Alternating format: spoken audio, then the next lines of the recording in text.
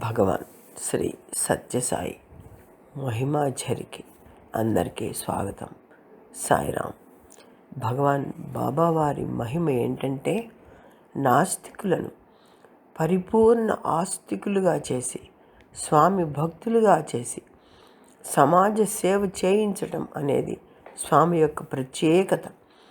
భగవాన్ శ్రీ సత్యసాయి సంస్థల తమిళనాడు అధ్యక్షులుగా చాలా కాలం సేవలు అందించిన టి.జి. కృష్ణమూర్తి గారు మొదట్లో నాస్తికులు, క్రమేపీ స్వామి మహిమలు తెలుసుకొని సేవాదళిగా ఉంటూ స్వామి మద్రాసు వచ్చినప్పుడల్లా స్వామి కారు డ్రైవ్ చేస్తూ ఉండేవారు. అప్పటి తమిళనాడు సత్యసాయి సంస్థల స్టేట్ ప్రెసిడెంట్గా ఉన్న మేజర్ రాయనింగ్ గారు క్రమశిక్షణకు పెట్టింది పేరు. కృష్ణమూర్తి గారు కార్ డ్రైవ్ చేస్తుంటే స్వామి కారులో భక్తుల కోరిక మేరకు వారి గృహాలకు వెళుతుండగా ముందు ఇద్దరు, వెనుక ఇద్దరు మోటారు బైకుల మీద సేవాదళ్ వాలంటీర్స్ ఎస్కార్ట్గా అనుసరిస్తూ ఉండేవారు. ప్రతిరోజు స్వామి ఏ భక్తుల ఇంటికి వెళ్ళదలుచుకున్నారో చెప్తూ ఉండేవారు. ఒకరోజు స్వామి ఏ భక్తుని ఇంటికి వెళ్ళేది పేరు చెప్పలేదు. అప్పుడు కృష్ణమూర్తి గారు రాయనింగ్ గారి అనుమతితో వెళ్ళి స్వామివారిని అడగ్గా, నేను చెప్పినట్లు డ్రైవ్ చెయ్యి అంటారు.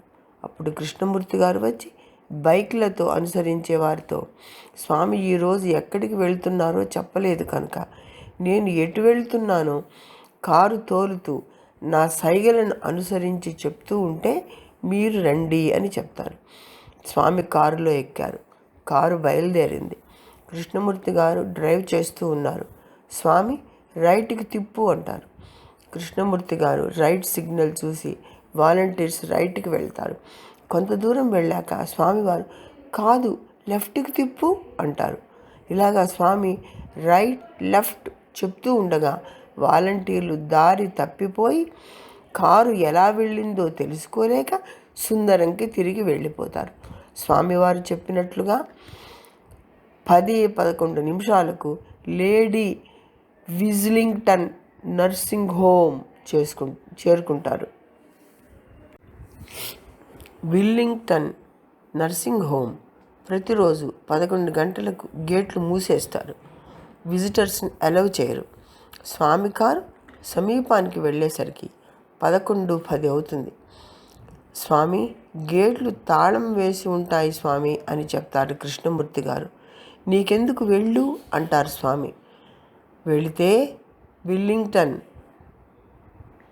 నర్సింగ్ హోమ్ గేట్లు బార్లగా తీసి ఉంటాయి. ఆ రోజుల్లో 1940లో మద్రాసు ప్రెసిడెన్సీ ట్రాన్స్పోర్ట్ సెక్రటరీగా ఉన్న ఐఏఎస్ ఆఫీసర్ హనుమంతరావు గారి శ్రీమతి పార్వతమ్మ ఆంధ్ర మహిళా సభకు అధ్యక్షురాలుగా ఉండేవారు. ఆమెకు అనారోగ్యంగా ఉండి అక్కడ హాస్పిటల్లో చేరి ఉంటుంది. స్వామి లోపలికి వెళ్తారు. స్వామి నేను కూడా రానా అని అడుగుతారు కృష్ణమూర్తి గారు. వద్దు ఇక్కడే ఉండు అంటారు స్వామి. స్వామి విల్లింగ్టన్ వెళ్ళేసరికి పార్వతమ్మ గారు అప్పటికే ప్రాణం పోయి ఉంటుంది. లోపల ఒక 10 నిమిషాలు ఉండి స్వామి బయటికి వచ్చి కారెక్కి ఇంకా పద అంటారు.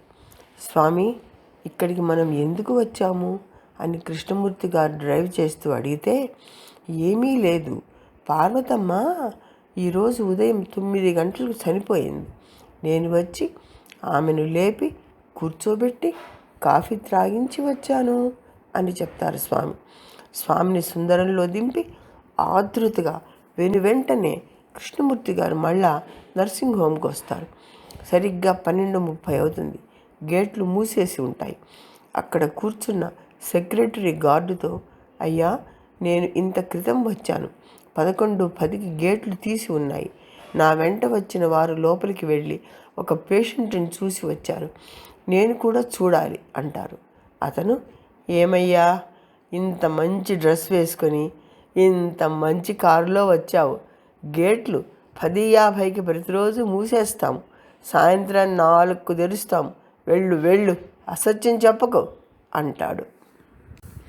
ఇంతలో ఒక డాక్టర్ లోపలికి వెళ్ళని వస్తాడు. ఆ డాక్టర్ కృష్ణమూర్తికి తెలిసినందువలన అతడిని లోపలికి తీసుకెళ్తాడు. లోపలికి వెళ్ళేసరికి అక్కడ పార్వతమ్మ గారు కుర్చీలో కూర్చొని హాయిగా ఉంటారు.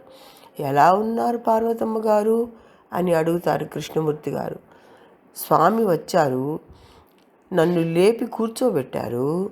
దాహం వేసి మంచినీళ్ళ కోసం చూస్తుంటే నా నోరు తెరవమని తన కుడి చేతి చిటికిన వ్రేలు నా నోట్లో పెట్టి వెచ్చటి కాఫీ నా గొంతులో పోశారండి అని చెప్తుంది ఆవిడ. నిర్ఘాంతపోతారు కృష్ణమూర్తి గారు. అప్పుడు నర్సు వచ్చి, సార్, ఈమె డెత్ సర్టిఫికేట్ కూడా రాసేశాము, ఈమె లేచి కూర్చున్నాక చింపేశాము అని చెప్తుంది. ఆ తర్వాత సాయంకాలం సుందరంకి వెళ్ళగానే, ఎక్కడికి వెళ్ళావు అని స్వామి అడుగుతారు. స్వామి, పార్వతమ్మను చూడటానికి వెళ్ళాను స్వామి అని చెప్తే, చూడమని నేను చెప్పానా అంటారు స్వామి. లేదు స్వామి, మరెందుకు వెళ్ళావు? ఆన్సర్ చెప్పలేక మౌనం వహిస్తాడు కృష్ణమూర్తి. నన్ను టెస్ట్ చేయడానికి వెళ్ళావా? అయ్యయ్యో లేదు స్వామి, కుతూహలం కొద్దీ వెళ్ళాను అంటారు కృష్ణమూర్తి గారు. నీ తలకాయ, ఈ సంగతి మర్చిపో, ఎవరికీ చెప్పకు, జాగ్రత్త అని హెచ్చరిస్తారు స్వామివారు. అయితే 2007లో కృష్ణమూర్తి గారు స్వామివారు చెన్నై వచ్చినప్పుడు స్వామి అనుమతి తీసుకొని ఈ విషయం అంతా చెప్తారు. మరణించిన వాల్టర్ కోవన్ స్వామి పునర్జీవితుణ్ణి చేసిన విషయం అద్భుత ఘట్టంగా అందరూ చెప్పుకుంటున్నాం కూడా. కానీ పార్వతమ్మ గారిని బ్రతికించిన విషయం ఎక్కడా రికార్డులలో లేదు. ఆ రోజున కృష్ణమూర్తి గారు అందరికీ చెప్పడం తప్ప ఇంకా ఎంతెంతమందిని, ఎక్కడెక్కడ మరణించిన వారిని స్వామి లేపారో ఎవరికీ తెలియదు. రికార్డ్స్లో ఉన్నది మాత్రమే మనకు తెలుస్తున్నది. కానీ స్వామి చేసే అనేక మహిమలు ఎవ్వరికీ తెలియవు. స్వామివారి మహత్తులు అనేకం, ఉదాహరణలు చెప్పనేలేము. జై సాయిరాం.